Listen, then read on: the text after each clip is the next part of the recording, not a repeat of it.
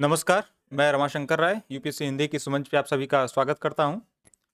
अगर आप ये सीरीज़ फ़ॉलो कर रहे हैं, सब्जेक्ट्स थ्रू पीवाईक्यूज़ की, तो उसमें आपको पता होगा कि आधुनिक भारत इस समय हम लोग उसके वैल्यू एडेड मटेरियल को देख रहे हैं और इससे पहले सामाजिक धार्मिक सुधार आंदोलनों पे और जो भी विद्रोह बगावतें हुईं, उन पे, महत्वपूर्ण युद्ध एवं संधियों पे तथा उसके बाद एक पीवाईक्यू का सेशन गया है, लगभग 100 क्वेश्चनों का पीवाईक्यूज है, जो पिछले लगभग 15 सालों में पूछे गए हैं अलग-अलग आयोग के एग्ज़ामों में, जो भी संबंधित एग्ज़ाम थे, जो भी पीसीएस या आरओ एग्ज़ाम में लाभप्रद हो सकते हैं, उससे संबंधित। और उसके बाद भारतीय कांग्रेस जो 1885 में गठी थी, उसके जितने इम्पोर्टेंट सेशंस थे, क्रोनोलॉजी के साथ, उसकी एक वीडियो गई है और अब ये वीडियो है भारत में शिक्षा एवं प्रेस के विकास से संबंधित। तो ये सारे जो भी टॉपिक जा रहे हैं, ये आपके एग्जाम के लिए अत्यंत महत्वपूर्ण है, चाहे वो आप कोई एग्जाम दे रहे हो, पीपीएससी दे रहे हो, यूपीएससी दे रहे हो या यूपीपीएससी दे रहे हो और या इसमें से कुछ भी दे रहे हो, ये सारे महत्वपूर्ण हैं। तो ध्यान से देखिएगा। वीडियो इसे छोटी रखने के बजाय प्रयास ये किया जा रहा है कि आप एक देख लें तो एक काफ़ी हो। इसके लिए जो ये बेसिक मटेरियल रखा गया है, वो इसका जो एक बुक मैकग्रा हिल की आती है, उसका ये पीडीएफ है, लेकिन इसको मैंने अपने कंटेंट से एनरिच किया है। तो सिर्फ क्रोनोलॉजी के लिए इसको रखा है और अपने कंटेंट से मैंने इसको एनरिच किया है। तो सबसे पहले हम लोग चर्चा करेंगे आज, वो भारत में प्रेस का विकास कैसे हुआ, किस क्रम में हुआ। तो अगर सबसे पहले देखें, तो censor of press act Lord Wellesley के टाइम में लाया गया 1799 में। ये वही समय था जब टीपू सुल्तान श्रीरंगपट्टम की लड़ाई में मारा जाता है और फ्रांसीसी आक्रमण के डर से ये सेंसरशिप ऑफ प्रेस एक्ट लाया गया। आपको पता है कि मैसूर पे जो आक्रमण था उसके पीछे भी एक कारण था, ये फ्रांसीसी डर। अब क्या हुआ कि में जो सभी समाचार पत्र थे, वो उनकी प्री सेंसरशिप होनी है। ये सेंसरशिप ऑफ प्रेस एक्ट 1799 का मतलब कि समाचार छपने से पहले कोई भी सबसे पहले वो जाएगा अप्रूवल के लिए कि जब अप्रूव हो जाएगा तो फिर वो छपेगा। तो ये पूरी प्रक्रिया थी सेंसरशिप ऑफ प्रेस एक्ट के तहत। फिर 1823 का एक महत्वपूर्ण एक्ट है, लाइसेंसिंग एक्ट नहीं है, रेगुलेशन है, विनियमन लाया गया एक्ट के अंतर्गत। तो लाइसेंसिंग रेगुलेशन 1823 और जॉन एडम्स के अंतर्गत, और इसको हिंदी में अनुज्ञप्ति विनियमन बोलते हैं। अनुज्ञप्ति विनियमन या लाइसेंसिंग रेगुलेशन में क्या था कि बिना लाइसेंस अगर प्रेस आप स्थापित करते हैं तो यह एक दंडनीय अपराध होता है, ठीक है? और यह भारतीय भाषाओं एवं भारतीयों के पत्रों पर लागू था, न कि विदेशियों के। तो ये सिर्फ वर्नाक्युलर प्रेस एक्ट में 50 साल बाद जो आया उसी पे लागू नहीं था, ये पहले भी ऐसा होता आ रहा है। तो मतलब अंग्रेजों के समय में वर्नाक्युलर प्रेस एक्ट के बारे में हम लोग को पता है कि भारतीय भाषाओं वर्नाक्युलर नेटिव लैंग्वेजेज पे लागू था। लेकिन बाकी जो पहले के वे अधिनियम थे उनमें भी ये प्रक्रिया अपनाई गई कि जो भी लोकल लैंग्वेज के या भारतीयों के जो भी न्यूज़पेपर है उनको ज़्यादा दबा के रखा जाए या उन पे ज़्यादा सेंसरशिप रहे। तो इसका एग्जांपल ये है लाइसेंसिंग रेगुलेशन का, जॉन एडम्स के टाइम में, कि मिरातुल अखबार पर लाइसेंसिंग एक्ट लगाया गया था, ठीक है? फिर अगला चलते हैं 1825 के नियमन, जो लॉर्ड हर्ट्स द्वारा लगाए गए। ये महत्वपूर्ण नहीं है। इसके बाद जो अगला चलते हैं वह है 1835 का प्रेस अधिनियम या प्रेस एक्ट ऑफ 1835। ये है लॉर्ड मेटकाफ द्वारा। अब जॉन एडम भी महत्वपूर्ण है, लॉर्ड वेलेज़ली भी महत्वपूर्ण है प्रेस के विकास में, और लॉर्ड मेटकाफ भी महत्वपूर्ण है क्योंकि इसे भारतीय समाचार पत्रों का मुक्तिदाता कहा जाता है, लॉर्ड मेटकाफ को। क्यों? क्योंकि इसने लाइसेंसिंग रेगुलेशन जो था 1823 वाला, जॉन एडम वाला, उसको रद्द कर दिया और फिर क्रांति के पहले तक 1856 तक निर्बाध निर्बाध स्वतंत्रता थी। आप जो चाहे वो छाप सकते थे, जैसे चाहे वैसे कर सकते थे प्रेस या समाचार पत्रों के मामले में। तो इस वजह से जो लॉर्ड मेटकाफ हैं उसको भारतीय समाचार पत्रों का मुक्तिदाता कहा जाता है। फिर 1857 की जो क्रांति हो रही थी, उस टाइम पे समाचार पत्रों या न्यूज को रेगुलेट करने के लिए लाइसेंसिंग एक्ट फिर से लाया गया लॉर्ड कैनिंग द्वारा। लॉर्ड कैनिंग द्वारा समाचार पत्रों को लाइसेंस करने के लिए फिर लाया गया आपको लाइसेंसिंग एक्ट 1857, ठीक है? और इसमें क्या था कि विद्रोह से जो परिस्थितियां उत्पन्न थी उसको कैसे टैकल किया जाए, तो 1 वर्ष के लिए इसको ले आया गया। क्या ले आया गया? लाइसेंसिंग एक्ट 1857 लॉर्ड कैनिंग द्वारा। फिर अगले पे आते हैं, 1860 का जो भारतीय दंड संहिता है उसको लाया गया। तो उसके अंतर्गत समाचार पत्रों संबंधित जो प्रावधान थे, वो भी समाचार पत्रों के या प्रेस के रेगुलेशन के विकास का एक क्रम है। लेकिन उसमें कुछ जानने के लिए बहुत महत्वपूर्ण कुछ चीज़ें नहीं थी। फिर इसका अगला जो पड़ाव आता है वो 1867 में लॉर्ड लॉरेंस द्वारा press and registration of books act 1867, press and registration of books act 1867 था। इसमें क्या किया कि मेटकाफ के अधिनियम में परिवर्तन लाया गया रेगुलेशन बढ़ाने के लिए। अब तक रेगुलेशन नहीं हो पा रहे थे, तो मेटकाफ के जो नियम थे उसमें अधिनियम में परिवर्तन लाया गया ताकि विनियमन बढ़ाया जा सके। फिर आता है जो सबसे ड्रैकोनियन था, और लगभग सभी लोगों को जो भी इतिहास पढ़ते हैं उनको ये पता होगा कि वर्नाक्युलर प्रेस एक्ट 1878 लॉर्ड लेटन द्वारा, ये सबको लगभग पता है। इसको ये आया 1878 में, 4 साल जलवा बिखेरा और 1882 में रिपन द्वारा इसको रद्द कर दिया गया। इसके प्रावधान, इसको ड्रैकोनियन क्यों कहा जाता था, क्योंकि जैसे ये लाइसेंसिंग रेगुलेशन था 1823 वाला, जॉन एडम वाला, कि भारतीय एवं भारतीय भाषा के पत्रों पर लागू थे। उसी तरह वर्नाक्युलर प्रेस एक्ट क्या था कि वर्नाक्युलर लैंग्वेजेज, वर्नाक्युलर का मतलब जो भी लोकल लैंग्वेजेज हैं, जो भी नेटिव लैंग्वेजेज हैं, उसकी जो भी पत्र हों, चाहे बंगाली हों, चाहे मराठी हों, चाहे जो ऐसे पत्र होंगे, उन पे ये लागू होगा। और क्यों ये भारतीय भाषा के पत्रों पे लागू होता था? क्योंकि भारतीय भाषा में लिखे पत्रों की पहुँच आम जन तक थी, लोकल लेवल पे, और उसका प्रभाव जो है वो ज़्यादा होता था। और जो इंग्लिश के पत्र हैं, उसमें क्या फ़ायदा है? इंग्लिश पढ़ने वाले अभी सीमित हैं, तो तब तो बहुत सीमित रहे होंगे। आज से 50 साल पहले इंग्लिश पढ़ने वाले कितने लोग रहे थे? तो सोचो आज से 150 साल पहले इंग्लिश पढ़ने वाले कितने लोग रहे होंगे? इंग्लिश पढ़ना हमेशा, मतलब जो भी अभिजात्य हैं, उन्हीं तक सीमित था। तो इंग्लिश में आप पत्र लिख-लिख के, डिबेट कर-कर के अपनी बुद्धि को बढ़ाते रहिए। उससे बहुत ज़्यादा ग्राउंड लेवल पे, ग्राउंड जो ज़मीनी हकीकत है, उसे बदलने वाली नहीं है। लेकिन अगर भाषा का न्यूज़पेपर है, अगर वो पहुँचता है लोगों तक, तो जनक्रांति हो सकती है, विद्रोह हो सकता है। इस वजह से उनका जो प्लान था, वो था वर्नाक्युलर लैंग्वेजेज़ को कंट्रोल करने का। लेकिन इसको सबसे खतरनाक क्यों माना गया? क्योंकि ये भी नो वकील, नो अपील, नो दलील वाला सिस्टम था। कि अगर किसी मजिस्ट्रेट को या पुलिस कमिश्नर को ऐसा लगता है कि आपका अखबार ऐसा कुछ कर रहा है जिससे विद्रोह भड़क सकता है या उचित नहीं है ब्रिटिश राज के लिए, तो वो वर्नाक्युलर, वो आके आपके जो एडिटर हैं उसको बुला के या आपके मालिक को बुला के बॉन्ड भरवा देगा। बॉन्ड मतलब कुछ पैसा दे के आप कहेंगे कि हम ऐसा कोई काम नहीं करेंगे जिससे आपको कोई समस्या हो, और जब चाहेगा तब आपका पेपर बंद कर सकता है और आपका बॉन्ड जब्त कर सकता है। ऐसी सारी चीज़ें थी और ऐसा हुआ भी। इसी संदर्भ में कहा जाता है 1868 में बंगाली भाषा में जो अमृत बाजार पत्रिका थी, उसने 1878 का वर्नाक्युलर एक्ट लागू होते ही रातों-रात अपनी भाषा बंगाली से चेंज करके इंग्लिश कर ली, जिससे वो बच गई थी इसके अंतर्गत बंद होने से। ठीक है? तो इतना काफ़ी है वर्नाक्युलर एक्ट के बारे में। फिर आते हैं 20वीं शताब्दी में प्रेस का जो विकास था वो कैसे हुआ। तो एक incitement to offences newspapers incitement to offences act June 1908, मतलब 1908 में incitement to offences newspaper act 1908, एक ये पेपर था, ये कर रहा था। दूसरा था इंडियन प्रेस एक्ट, भारतीय प्रेस अधिनियम 1910 वाला। इंडियन प्रेस एक्ट 1910, कौन सा? Indian press act 1910। ये क्या था? अब देखिए, इसके बारे में, इसका ये क्यों महत्वपूर्ण है, क्योंकि इस अधिनियम में वर्नाक्युलर जो प्रेस एक्ट है, उसके लगभग सारे प्रावधान इसमें जीवित कर दिए गए थे। 1910 के इंडियन प्रेस एक्ट में क्या था? ये किसी भी भाषा में छपे पुस्तकों, समाचार पत्र, वो सिर्फ समाचार पत्र के लिए था, लेकिन इसमें पुस्तक भी शामिल थी, समाचार पत्र भी शामिल था, यहाँ तक कि फोटो भी शामिल था। अगर कोई आप फोटो भी छाप रहे हैं तो उसके लिए भी। तो समाचार पत्र, पुस्तक या फोटो किसी भी भाषा में छपा हुआ, और ये दिया हुआ कि वर्नाकुलर प्रेस एक्ट का सभी घिनौने प्रस्ताव पुनर्जीवित कर दिए गए थे। और बस अंतर इसमें क्या था, वर्नाकुलर एक्ट से किस मामले में बेहतर था, कह सकते हैं, तो हाई कोर्ट में इसके आदेशों और कार्रवाइयों के खिलाफ अपील की जा सकती थी, जबकि वर्नाकुलर प्रेस एक्ट में ऐसा कोई प्रावधान नहीं था। तो इस वजह से इंडियन प्रेस एक्ट भी उतना ही महत्वपूर्ण हो जाता है, इसके बारे में ध्यान रखिएगा। फिर आता है ऑफिशियल सीक्रेट्स एक्ट 1923, ये भी होता है। और फिर Indian press emergency powers act 1931 Lord Willingdon द्वारा। ये सारे उसमें सविनय अवज्ञा आंदोलन चल रहा था, तो इस तरह की गतिविधियाँ सामान्य थी। फिर प्रेस जांच समिति आई 1947 की। तो ये कुछ भारतीय प्रेस के जो अधिनियम है या जो नियमन है, विनियमन है, उसके विकास का क्रम हम लोग देख ले रहे हैं। फिर देखते हैं भारत में जो प्रेस कैसे विकसित हुआ, उसके बारे में थोड़ी हम लोग चर्चा कर लेते हैं। हुआ क्या कि सर्वप्रथम जो प्रिंटिंग प्रेस है, उसके लाने का श्रेय जानते हो किसको है?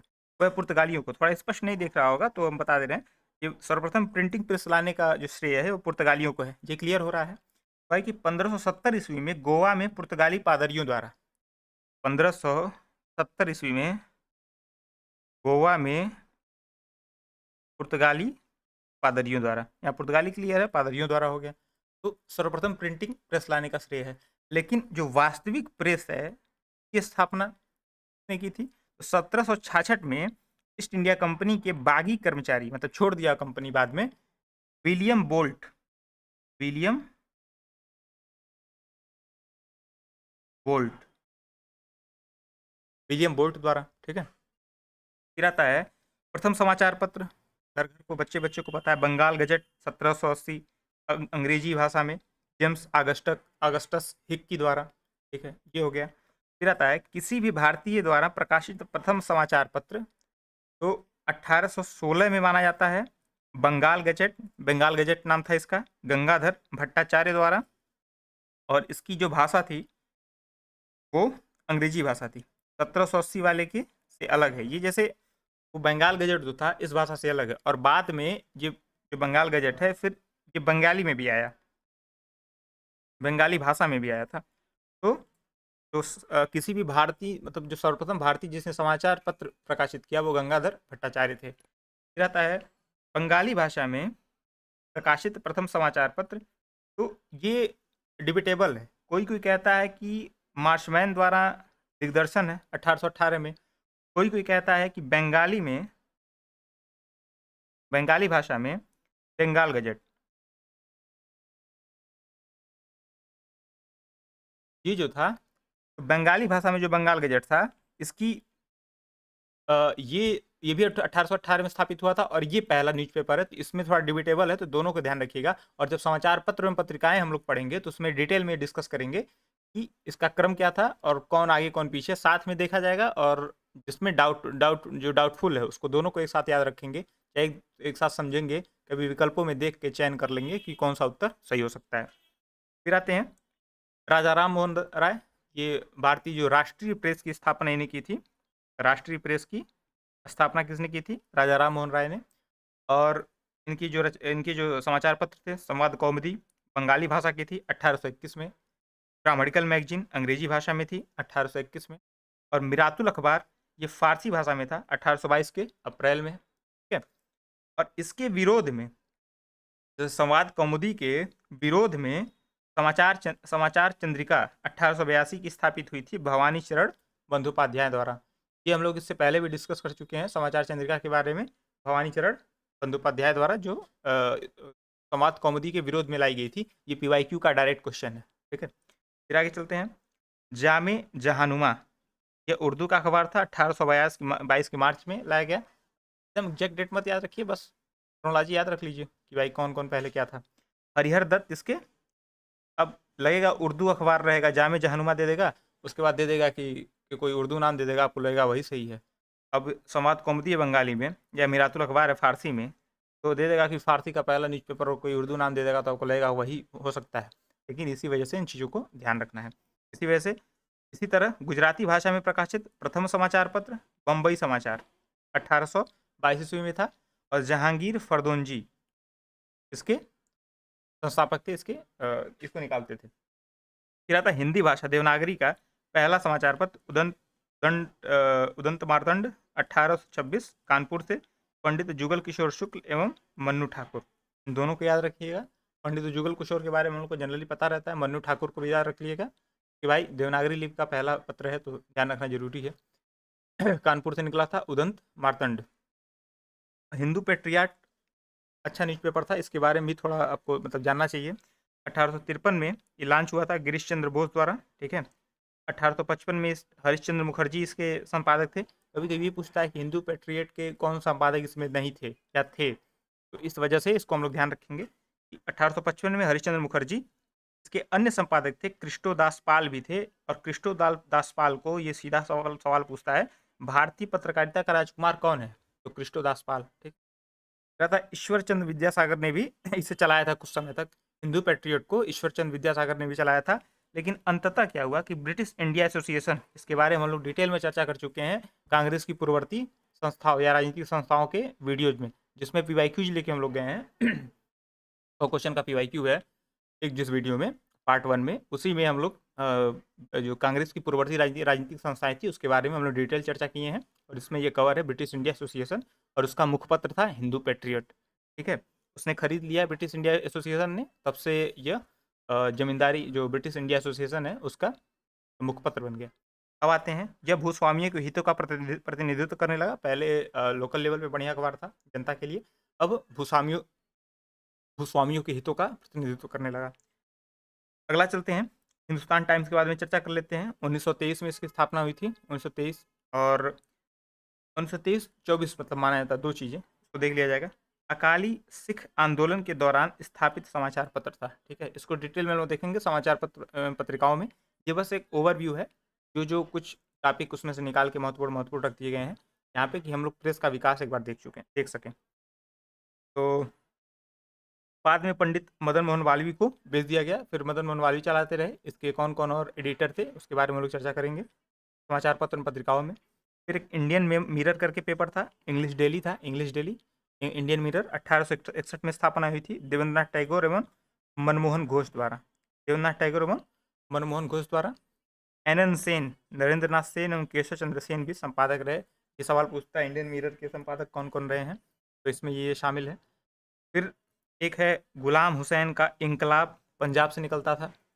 अल हिलाल एवं अल विलाग 1912-13 में उर्दू में निकाला मौलाना आज़ाद ने। ठीक है, इसी प्रकार से मौलाना मोहम्मद अली जौहर जो रामपुर के थे, जो अली बंदियों में एक थे, मौलाना मोहम्मद अली जौहर ने कामरेड 1911 में निकाला इंग्लिश वीकली, और हमदर्द उर्दू में निकाला 1913 में। अब राइटिंग क्लियर भले ना हो, लेकिन ये आप ध्यान रखिएगा, आप अलग से लिख भी सकते हैं। फिर भारत में प्रकाशित पहला तमिल समाचार पत्र स्वदेश मित्रन था 1882 में, जी सुब्रमण्यम अय्यर और टी.एन. विश्वनाथन। ये था भारत में प्रेस का विकास, कैसे प्रेस से संबंधित जो रेगुलेशन एक्ट से वो डेवलप हुए, और किस प्रकार से भारत में प्रेस विकसित हुआ। हालांकि समाचार पत्र एवं पत्रिकाओं तथा पुस्तकों वाला जो वीडियो रहेगा उसमें हम लोग इसको डिटेल में चर्चा करेंगे कि कौन कौन मतलब काफ़ी मतलब अच्छे खासे उसमें अच्छा खासा कंटेंट है। तो ये सिर्फ समझ बनाने के लिए है, और आप सिर्फ कंटेंट रेफर करने के लिए वाला वीडियो रेफर कीजिएगा, समाचार पत्र पत्रिकाओं एवं पुस्तकों वाला। फिर आते हैं भारत में शिक्षा का विकास या डेवलपमेंट ऑफ एजुकेशन। कैसे भारत में शिक्षा का विकास हुआ, क्या क्रम रहा। तो सबसे पहले हम लोग देखते हैं, तो सबसे पहली संस्था स्थापित हुई शिक्षा को लेके अंग्रेजों के दौर में, तो 1781 में कलकत्ता मदरसा, ये वारेन हेस्टिंग्स के समय की बात है, वारेन हेस्टिंग्स ने स्थापित किया था, और ये मुस्लिम कानूनों एवं अन्य विषयों की शिक्षा हेतु इसकी स्थापना की गई थी। ठीक है, फिर अगला स्थापित होता है 1791 में संस्कृत कॉलेज बनारस। यह जोनाथन डंकन, जो कि बनारस का उस समय रेजिडेंट था। हर जगह जो भी राजा महाराजाओं का उनकी राजधानी हुआ करती थी, वहाँ पे जब अंग्रेजों के अंडर में आ जाते थे तो वहाँ पे एक रेजिडेंसी बनती थी, वहाँ पे रेजिडेंट रहता था जो कि ब्रिटिश हितों का प्रतिनिधित्व करता था उस राज्य विशेष में। तो बनारस के राजा के यहाँ जो रेजिडेंट रहता था उसका नाम जोनाथन डंकन था, और संस्कृत कॉलेज बनारस की इसने स्थापना की 1791 में। कारण क्या था, हिंदू विधि एवं दर्शन के अध्ययन हेतु।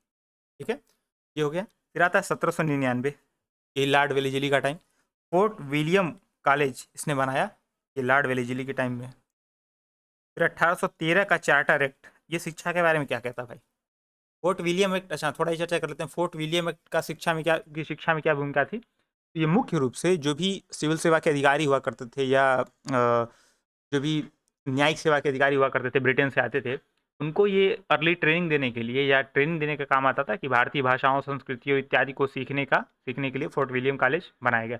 लेकिन बाद में इसकी महत्ता समाप्त हो गई, क्योंकि आगे वहाँ के जो निर्णयकर्ता थे लंदन के, उन्होंने कहा ट्रेनिंग यहाँ नहीं होगी, मतलब फोर्ट विलियम कॉलेज में नहीं होगी, ट्रेनिंग हम इंग्लैंड से कराई के भेजेंगे।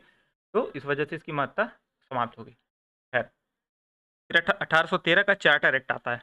चार्टर एक्ट यह शिक्षा के मद में 1 लाख रुपए का प्रावधान करता है, लेकिन ये 1 लाख रुपए आंग्ल प्राच्य विवाद के कारण खर्च नहीं हो पाए।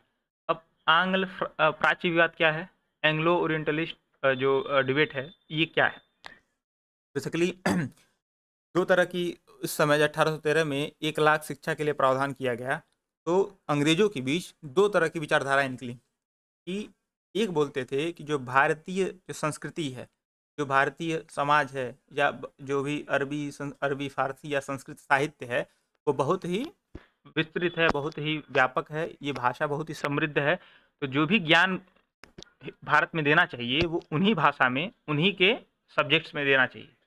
जबकि जो भी मतलब जो भी अंग्रेजी समर्थक थे या दूसरे जो उनके विरोधी थे ओरिएंटलिस्ट के, वो ये कहते थे कि उसमें जो मैकाले का एक कथन है कि हमारे यहाँ की जो पूरा अरबी फारसी साहित्य और भारतीय संस्कृत साहित्य है, हमारे यहाँ की एक अलमारी बुक के बराबर है। मतलब ये जो तुलना उसने की थी इस तरीके से, मतलब इतना नीचा है ओरिएंटलिस्ट साहित्य जो है। तो अंग्रेज मानते, जो मतलब अंग्रेज समर्थक थे, वो ये मानते थे, इंग्लिश समर्थक, कि जो शिक्षा का माध्यम होना चाहिए अंग्रेजी होनी चाहिए, और जो भी सिलेबस पढ़ाया जाना चाहिए वो जैसे हम लोग पश्चिम में पढ़ाते हैं, हिस्ट्री ज्योग्राफी पॉलिटी, मतलब जिस तरीके से वहाँ सिलेबस डिजाइन है उस वही सिलेबस को यहाँ लागू करना चाहिए, न कि इनका जो पहले से चल रहा है सिलेबस है उसको लागू करना चाहिए। ये दोनों विवाद था। इन दोनों के जो महत्वपूर्ण कर्ता धर्ता थे वो कौन थे? जैसे एच विल्सन, ये ओरिएंटलिस्ट थे। एच प्रिंसेप, प्रिंसेप पहली बार अशोक का पढ़े थे वो, नहीं जेम्स प्रिंसेप थे, माफ करिएगा, प्रिंसेप बल्कि दूसरे थे, ओरिएंटलिस्ट थे। विल्सन, प्रिंसेप, ये थे प्राच्य साइड में या ओरिएंटलिस्ट साइड में, जो मानते थे कि भारतीय भाषाएं जो हैं या उनके जो साहित्य हैं वो काफ़ी इनरिच्ड हैं, काफ़ी महान हैं, बड़े साहित्य हैं, उनकी भाषा भी अच्छी है, तो भाषा उन्हीं की भाषा में उनको शिक्षा देनी चाहिए।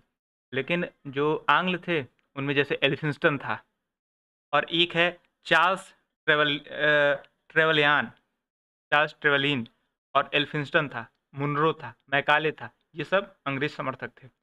अंततः क्या हुआ कि अंग्रेज जो जो आंग्ल और प्राच्य विवाद में जो आंग्ल थे, जो इंग्लिश समर्थक थे, वो जीत गए। और फिर 1823 का general committee of public instruction, general committee of public instruction का गठन किया गया। इसके अध्यक्ष मैकाले थे, और शिक्षा के लिए जो 1 लाख था उसके आवंटन का दायित्व मैकाले को दे दिया गया। तो इसी संदर्भ में 1835 में मैकाले का स्मरण पत्र या मैकाले मिनट बोला जाता है, मैकाले मिनट आया। इसमें डाउनवर्ड इन्फिल्ट्रेशन थ्योरी दी गई थी, और जो इंग्लिश थ्योरी थी, मतलब जो मतलब अंग्रेज समर्थित जो थ्योरी थी उसको इसमें लागू किया गया ओरिएंटलिस्ट के विरोध में। कि डाउनवर्ड इन्फिल्ट्रेशन थ्योरी का मतलब क्या था कि एक समाज होता है, मान लीजिए त्रिभुजाकार समाज है, ये त्रिभुज है, तो टॉप पे जब शुरुआत में हम शिक्षा देना शुरू करेंगे तो ऐसा थोड़ी है घर घर हम लोग चाहे गाँव का कॉलेज खोल पाएंगे। तो कुछ कॉलेज में शिक्षा देंगे जो टॉप के लोगों को, जो पिरामिड में ऊपर हैं, उनको मिलेगी शिक्षा शुरुआत में, उनको शिक्षा मिल गई। उसके बाद जब कुछ समय बाद वो सारे लोग शिक्षित हो जाएंगे तो वो खुद पिरामिड के अपने नीचे वाले लोगों को शिक्षित करेंगे, फिर वो जो नीचे वाले शिक्षित होंगे वो आगे अपने नीचे वाले को शिक्षित करेंगे। तो इस प्रकार से धीरे धीरे शिक्षा ऊपर से नीचे छनते हुए जड़ तक पहुंच जाएगी। ये थी डाउनवर्ड इन्फ्लेटेशन थ्योरी। फिर इस संदर्भ में 1854 इसका जो अगला पड़ाव है शिक्षा के विकास का, 1854 का चार्ल्स वुड का डिस्पैच, आप लिखने से परेशान मत होइएगा नोट्स के तरीके से, आप बस हम जहाँ जिस पॉइंट पे पढ़ाएंगे उस पॉइंट पे ध्यान रखिए। ये चार्ल्स वुड का डिस्पैच है 1854 का, ये आता है तो ये इसको भारतीय शिक्षा का मैग्ना कार्टा बोला जाता है। क्यों बोला जाता है? क्योंकि इसने आते ही बोला कि डाउनवर्ड इन्फिल्ट्रेशन थ्योरी जो है वो बकवास है, जो सरकार है वो जनसाधारण की शिक्षा का दायित्व ले, यही उचित है। मतलब गांव-गांव तक या क्षेत्र-क्षेत्र तक कॉलेजों का, प्राथमिक विद्यालयों का निर्माण कराए और सरकार इसकी जिम्मेदारी ले। आप इससे बच नहीं सकते, इससे भाग नहीं सकते। समझ रहे हैं? तो डाउनवर्ड इन्फिल्ट्रेशन थ्योरी त्याग दी। दूसरी बात क्या इसने की? इसने बोला जो प्राथमिक शिक्षा है वो आप मातृभाषा में कराइए। आप उच्च माध्यमिक शिक्षा भले अंग्रेजी में करा लें, लेकिन जो प्राथमिक शिक्षा होनी चाहिए वो मातृभाषा में होनी चाहिए। और क्या कहा? उन्होंने कहा कि स्त्री शिक्षा और व्यावसायिक शिक्षा, इसकी ओर भी ध्यान दिया जाना चाहिए। तो ये चार्ल्स वुड का डिस्पैच हो गया। अब क्या है कि 1857 की क्रांति होती है और भारत ईस्ट इंडिया कंपनी के डायरेक्ट मतलब के शासन की बजाय डायरेक्ट या प्रत्यक्ष रूप से रानी के शासन या जो भी क्राउन है उसके शासन के अंतर्गत आ जाता है। तो वायसराय नियुक्त होने लगते हैं भाई। तो वायसराय के दौरान या क्राउन के दिन जो शिक्षा थी, जो सबसे पहला है वो हंटर शिक्षा आयोग 1882 से 1883 के दौरान ये रिपन काल में आया था, क्योंकि रिपन उस टाइम पे वायसराय हुआ करता था। हंटर शिक्षा आयोग आया 1882 से 1883। इसने क्या बोला कि प्राथमिक एवं माध्यमिक शिक्षा है, तो इसका जो मैंडेट था, इसका जिस पे जिसने काम किया वो था प्राथमिक और माध्यमिक शिक्षा के लिए। क्या था? प्राथमिक और माध्यमिक शिक्षा के लिए। इसने भी बोला कि प्राथमिक शिक्षा, हंटर आयोग ने भी बोला कि प्राथमिक शिक्षा मातृभाषा में ही होनी चाहिए। ठीक है, अगले पॉइंट पे चलते हैं। ये है फिर 1904 का, ये है करजन का टाइम, 1904 का समय है, करजन का समय। करजन ने एक रैले कमीशन बनाया, रैले नामक एक अधिकारी था, उसके अंतर्गत एक कमीशन बनाया 1902 से 1904 तक, रैले कमीशन। उसकी रिपोर्ट के आधार पर उसने भारतीय विश्वविद्यालय अधिनियम या इंडियन यूनिवर्सिटी एक्ट ले आया 1904 का। और ये इसमें क्या किया गया कि उसने क्वालिटी कंट्रोल के लिए, यूनिवर्सिटीज के क्वालिटी कंट्रोल के जो नियम लागू किए, इससे उस पर यूनिवर्सिटीज पे पकड़ बढ़ा दी सेंटर की। तो उसने क्या किया, करजन द्वारा गुणवत्ता के नाम पर विश्वविद्यालयों पर सरकारी नियंत्रण बढ़ा दिया। ठीक है, ये काम किया रैले कमीशन ने। फिर आते हैं, हाँ, इस बीच में कुछ और डेवलपमेंट होते हैं जिसको हम लोग कायदे से देखेंगे, जहाँ मैं पॉइंट करता हूँ वहाँ पे आप देखने का प्रयास कीजिएगा। 1906 की बात हो रही है। 1906 में बड़ौदा रजवाड़े में अनिवार्य प्राथमिक शिक्षा लाई गई। बड़ौदा रजवाड़े ने घोषणा की कि हम अनिवार्य प्राथमिक शिक्षा लागू करेंगे। ठीक है, इसी संदर्भ में गोखले ने 1910 का संकल्प दिया। इंपीरियल लेजिस्लेटिव काउंसिल के सदस्य थे कौन? गोखले जी। तो गोखले जी ने 1910 के संकल्प में वो ये बोला कि उन क्षेत्रों में प्राथमिक शिक्षा अनिवार्य कर देनी चाहिए जिन क्षेत्रों में 6 से 7 वर्ष के 35% छात्र शिक्षा प्राप्त कर रहे हों। मतलब जहाँ पे एक एक तिहाई बच्चे शिक्षा के लिए प्रयास कर रहे हैं, वहाँ पे प्राथमिक शिक्षा अनिवार्य कर देनी चाहिए। ये 1910 में गोखले का संकल्प था। तो इसके जवाब में सरकारी नीति आई 1913 का सरकारी संकल्प। यही जो है 21 फरवरी 1913 का government resolution on education policy 1913। इसने क्या बोला, गोखले ने रखा की बात की भाई प्राथमिक शिक्षा आपको अनिवार्य कर देनी चाहिए। उसने कहा कि हम निरक्षरता समाप्त करने की ओर काम करेंगे। कहाँ काम करेंगे? निरक्षरता समाप्त करने की ओर। ठीक है, और अनिवार्य शिक्षा की जिम्मेदारी अभी नहीं ले पाएंगे। इसने जो गवर्नमेंट का रिजोल्यूशन था, government resolution on education policy 1913, उसने बोला कि अनिवार्य शिक्षा की जिम्मेदारी अभी नहीं ले पाएंगे। हाँ, हम ये कह सकते हैं कि प्रांतीय सरकारों को एक गरीब पिछड़ों के लिए निःशुल्क प्राथमिक शिक्षा हेतु जल्द ही प्रोत्साहित किया जाए और कदम बढ़ाने के लिए प्रेरित किया जाए।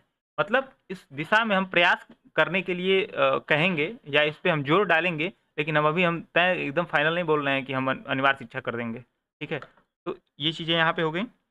फिर इस संदर्भ में फिर अगला जो महत्वपूर्ण डेवलपमेंट है वो है सैडलर यूनिवर्सिटी कमीशन 1917 से 1919। यह जो सैडलर कमीशन था, यह कलकत्ता विश्वविद्यालय के लिए पर्टिकुलर बना था, लेकिन जो इसकी सिफारिशें थी वो लगभग सब विश्वविद्यालयों के लिए उपयुक्त थी, क्योंकि ये इसका जो डोमेन था वो बड़ा था। मतलब इसने जो काम किया वो ढंग से किया। तो कलकत्ता बीबी के लिए था। इसने क्या बोला कि पहले माध्यमिक शिक्षा में सुधार हो, क्योंकि माध्यमिक शिक्षा के बाद ही लड़के यूनिवर्सिटी एजुकेशन के लिए जाते हैं। तो माध्यमिक शिक्षा ही गड़बड़ होगी तो यूनिवर्सिटी एजुकेशन तो वैसे ही डैमेज हो जाएगी, जैसे आजकल सामान्य तौर पर होता है। तो माध्यमिक शिक्षा में सुधार हो, और यूनिवर्सिटी सैडलर कमीशन ने कहा कि इंटरमीडिएट के बाद ही त्रिवर्षीय स्नातक का कार्यक्रम लाया जाए।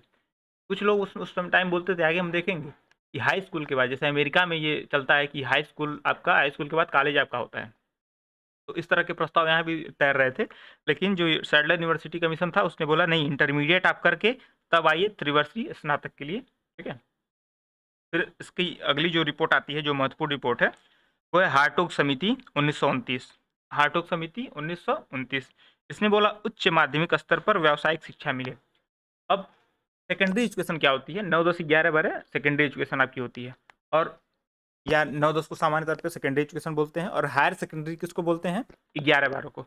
तो ये बोला कि 11, 12 के स्तर पे हार्टोग समिति ने कहा कि जब 11वीं 12वीं बच्चे पढ़ रहे हो तब उन सबको व्यावसायिक शिक्षा देनी चाहिए। व्यावसायिक शिक्षा कैसे? ऐसे ITI संबंधित जो शिक्षा होती है ना, उस तरह की शिक्षाएं, या फैशन डिजाइनिंग करा दें, या कोई और स्किल दे दें। तो इस तरह की व्यावसायिक शिक्षा आप 11वीं 12वीं के दौरान प्रोवाइड कराइए। ठीक है, अरे वो बाल काटने से लेके कुम्हारों का चाक बनाने तक सारी चीज़ें व्यवसायिक शिक्षा के अंतर्गत आती हैं, अगर कराई जाएँ तो।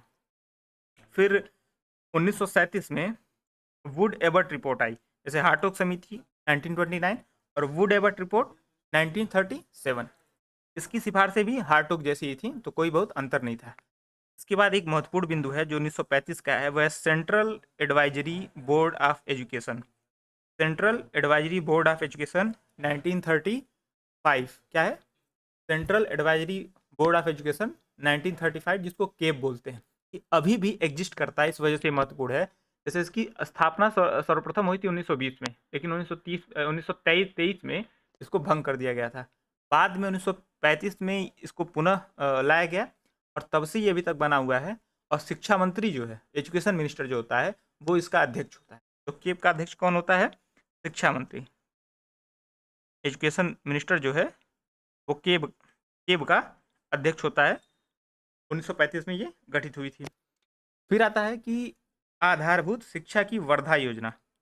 जो वर्धा योजना थी 1937 की, आधारभूत शिक्षा की वर्धा योजना, ये बहुत ही महत्वपूर्ण टॉपिक है, क्योंकि गांधी जी से इन्फ्लुएंस थी, गांधी जी से प्रेरित, गांधी जी की विचारधारा से प्रेरित थी। और इसके जो अध्यक्ष थे, जो कमेटी थी जो बनी थी जिसने आधारभूत शिक्षा की वर्धा योजना रिकमेंड की, उसके अध्यक्ष थे जाकिर हुसैन। कौन अध्यक्ष थे? जाकिर हुसैन। इसने बोला कि शिक्षा तो मातृभाषा में ही देनी चाहिए, मातृभाषा हिंदी में शिक्षा देनी चाहिए। ठीक है। दूसरी बात क्या उसने कही कि 7 वर्ष तक निःशुल्क एवं अनिवार्य प्राथमिक शिक्षा। 7 वर्ष का मतलब ये नहीं कि आप पैदा होने से 7 वर्ष तक निःशुल्क एवं अनिवार्य प्राथमिक शिक्षा, नहीं। ये 7 वर्ष का बच्चा हो गया, वहां से लेके 14 वर्ष की आयु तक, अर्थात जो 7 वर्ष का ये पीरियड है 7 से 14 का, तो इस दौरान 7 से 14 वर्ष की आयु तक जो प्राथमिक शिक्षा होनी चाहिए वो मुफ्त होनी चाहिए, अनिवार्य होनी चाहिए। और इसकी जो कमेटी थी उसके अध्यक्ष थे जाकिर हुसैन। और शिक्षा की आधारभूत शिक्षा की वर्धा योजना में भी ये कहा गया था कि जो पाठ्यक्रम में जो शामिल है उसमें भी स्किल शामिल की जाए, बच्चे हाथ से करके सीखें, आधार दस्तकारी, बुनाई, सिलाई, ये सारी चीज़ें भी इसमें शामिल की जाएं। तो ये शिक्षा की वर्धा योजना थी। फिर आता है शिक्षा का सार्जेंट प्लान 1944। अभी हम लोग चर्चा कर रहे थे ना कि हाई स्कूल के बाद डायरेक्ट कॉलेज वाला जो सिस्टम है, तो शिक्षा का जो सार्जेंट प्लान था 1944 का, इसमें शिक्षा के लिए क्या कहा है कि प्री प्राइमरी एजुकेशन होना चाहिए। अभी तक प्राइमरी एजुकेशन की बात हो रही है, लेकिन सार्जेंट प्लान आता है, बोलता है प्री प्राइमरी एजुकेशन, जैसे हम लोग किंडरगार्टन से जो केजी, यूकेजी, एलकेजी वाला, और या तो से पहले भी यूकेजी, एलकेजी के पहले भी होता है, क्या बोलते हैं, नर्सरी। तो वो जो एजुकेशन है प्री प्राइमरी एजुकेशन, वो भी अब दी जानी चाहिए, ये बोलता है शिक्षा का सार्जेंट प्लान। और ये भी एक बात और बोलता है कि free and compulsory primary education. तो फ्री और कंपलसरी प्राइमरी एजुकेशन के साथ साथ प्री प्राइमरी एजुकेशन के बारे में बात कौन करता है? सार्जेंट प्लान करता है। और ये भी बोलता है कि हाई स्कूल के बाद सीधे त्रिवर्षीय स्नातक में बच्चों को भेजना चाहिए, इंटरमीडिएट की जरूरत नहीं है। तो ये बेसिक अंतर है। जो सैडलर आयोग करता है कि इंटरमीडिएट करके जाना चाहिए, और सार्जेंट प्लान बोलता है कि आप हाई स्कूल के बाद डायरेक्ट भेजिए। ठीक है। इसमें एक बहुत ही महत्वपूर्ण टॉपिक ये है कि विलियम एडम की रिपोर्ट थी किस संदर्भ में। पहले तो विलियम एडम को समझ लेते हैं। तो जब हम लोग चर्चा कर रहे थे, ये रहा, हम लोग कांग्रेस की पूर्व राजनीतिक संस्थाओं की जब चर्चा कर रहे थे, वो था, उसमें एक ब्रिटिश इंडिया सोसाइटी के बारे में हम लोगों ने चर्चा की थी, 1839 में गठित। यह विलियम एडम द्वारा गठित की गई 1839 में। जब भारत आए, राजा राम मोहन राय से मिले, इन्होंने कुछ काम किए, उसके बाद ये इंग्लैंड गए, लौटे, और लंदन में उन्होंने ब्रिटिश इंडिया सोसाइटी नाम की संस्था बनाई, जो कि वहाँ पे भारतीयों के कंसर्न के बारे में वहाँ के लोगों को जागरूक करती थी। अब क्या था कि 1841 में इसी संस्था ने ब्रिटिश इंडिया एडवोकेट नामक अखबार भी प्रकाशित करना शुरू किया। तो यही वाले जो विलियम एडम थे, इन्हीं की बात हो रही है। जो विलियम एडम ने भी शिक्षा संबंधित रिपोर्ट दी थी 1835 में, 1836 में और 1838 में। 39 में तो उधर चले गए थे, लंदन चले गए थे, और वहाँ पे ब्रिटिश इंडिया सोसाइटी बनाई थी। इन्होंने कहा कि बंगाल एवं बिहार में देशी भाषाई शिक्षा प्रणाली में व्याप्त कमियां कैसी कैसी हैं, कैसे उसको सुधारा जा सकता है, इसके बारे में इन्होंने 35, 36 एवं 38 में रिपोर्ट दी, विलियम एडम की रिपोर्ट बंगाल और बिहार के लिए। ठीक है। एक पॉइंट और है, जब हम लोग आंग्ल और प्राच्य विवाद के बारे में बात कर रहे हैं, तो एक जेएस मिल करके दार्शनिक हुए हैं। तो जेएस मिल जैसे उपयुक्तावादी, ये लोग उपयुक्तावादी दार्शनिक थे, और इन्होंने ये बोला कि देशी भाषा में शिक्षा दिए जाने का समर्थन किया है, जबकि मैकाले ने बोला अंग्रेजी में। एक जस्ट पॉइंट है, इसको मतलब पॉइंट की तरह लीजिए, कोई बड़ी बात नहीं है। तो हमने भारत में शिक्षा के विकास के जो भी पॉइंट थे, जो भी डेवलपमेंट थी, क्रोनोलॉजी थी, सब देख चुके हैं। हर महत्वपूर्ण पॉइंट्स को हम लोग डिस्कस कर चुके हैं। तो कायदे से आप दोहरा लीजिएगा, आपका इतने में पर्याप्त हो जाएगा।